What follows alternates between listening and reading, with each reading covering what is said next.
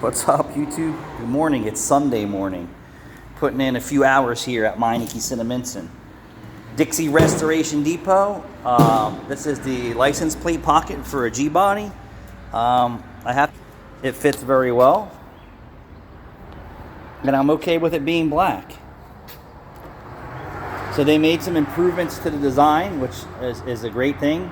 There's actually a ledge that actually clamps this up higher, where the original one was just like a little shelf, and it fits really good. I didn't close the trunk.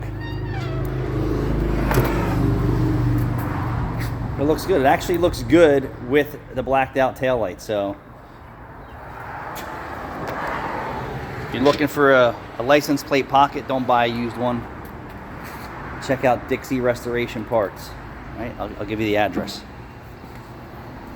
Oh, Dixie Restoration Depot. Dixie Restoration Depot.